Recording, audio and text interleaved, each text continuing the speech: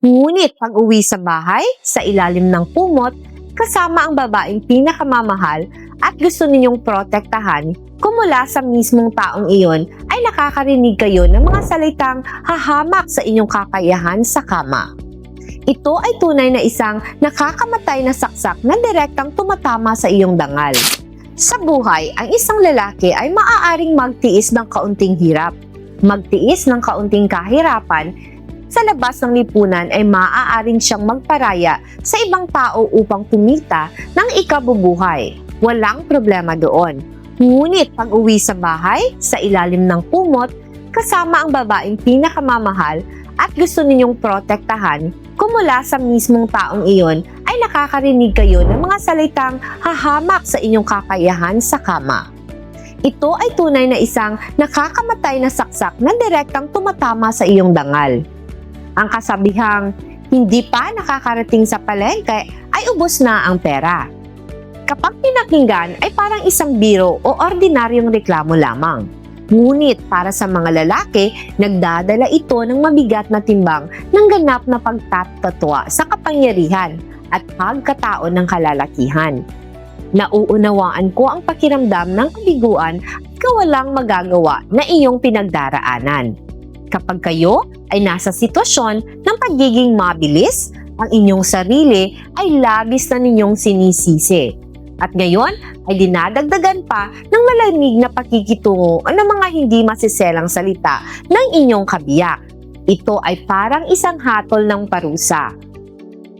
Dahil dito, ang inyong utak ay bubuo ng isang likas na mekanismo na magtatanggol sa sarili. At ito ay ang pag-iwas. Magsisimula kayong maghahanap ng kung ano-anong dahilan.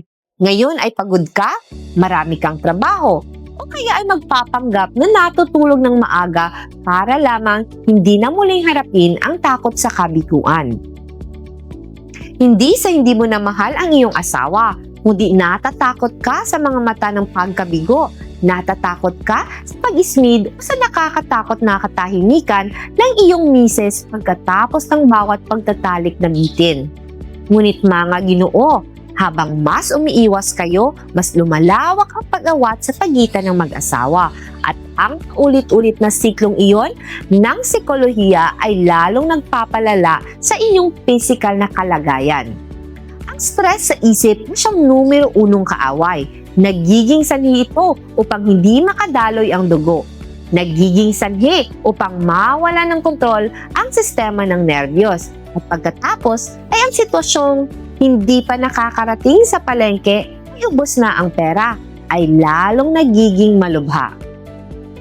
Sa halip na piliin ang tahimikan upang ang kasal ay dahan-dahang lumamig, bakit hindi niyo piliin ang harapin ito upang baguhin ang sitwasyon? Ang mga babae kung minsan ay nagsasalita ng matatalas, hindi dahil sa hindi na sila nagmamahal, kundi dahil sila rin ay nabibitin. Naghahangat na mahalin, ngunit hindi nasisiyahan. Ang higit ng isang lalaki sa iba ay hindi sa dahilang hindi siya kailanman nagkakaproblema, kundi sa dahilan ng kapag ang kanyang lakas ay pinagdududahan. Alam niya kung paano bumangon upang bawiin ang kanyang mas rotilante mapagmataas na forma kesa noon. Upang matulungan kayong kalasin ang buhol na ito bilang isang doktor sa andrology, palagi akong nagtitiwala at nagpapayo sa aking mga pasyente na gamitin ang Adenafil 100. Ito ay ang hindi mga peking gamot na kemikal na nagdulot-dulot lamang ng panandaliang pampasigla. Nag-iiwan ng epekto ng sakit ng ulo o pagod. Ang Adenafil 100 ay ang pinakamagandang katas mula sa 100% na pambihirang halamang gamot ng India. Isang bansa na may nangungunang tradisyonal na medisina sa buong mundo pagdating sa pisikal na kalusugan ng kalalakihan. Ang mekanismo ng Adenafil 100 ay kumikilos ng napakalalim at mapanatili. Tumutulong ito sa pagpapalakas ng katawan, pagpapatatag muli ng mga reproductive nervous reflexes at higit sa lahat, ang pagpapabuti ng sirkulasyon ng dugo patungo sa ari ng natural. Tumutulong ito sa inyo na mamuno sa sarili ninyong preno upang kontrolin ang laro sa inyong kagustuhan sa halip na hayaang traidorin kayo ng inyong sariling katawan. Sa halip na makatagal lamang ng 2 hanggang 3 minuto sa gitna ng pag-aala at pagmamadali, ganap mong mapapanatili ng may tiwala sa sarili ay isang matatag na forma ng higit sa 30 minuto.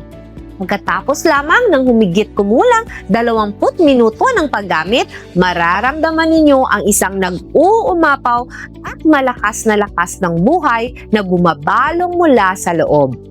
Hindi iyan pilit na isang bagay, kundi ang tunay na lakas ng isang lalaki na mamamahala sa kanyang sarili. Kapag pinamunuan mo na ang oras, kapag nadala mo na ang iyong babae upang maabot ang rurok ng kaligayahan, ang mismong asawa na dating humahamak sa iyo ay mapipilitang tumingin sa iyo sa pamamagitan ng isang ganap na kakaibang pananaw. Ang pananaw ng paghanga, ng kasiyahan, at puno ng pagmamahal. Huwag hayaan ang kaligayahan ng pamilya at ang dignidad ng isang asawang lalaki ay mawala ng dahil lamang sa isang problema sa kama na ganap namang maiwawasto.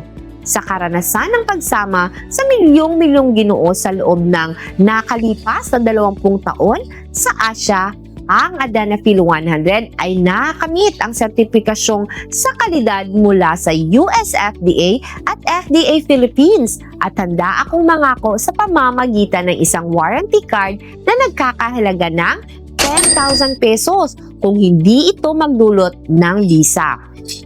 Huwag nang mag-atubili pa, mag-message na agad sa akin.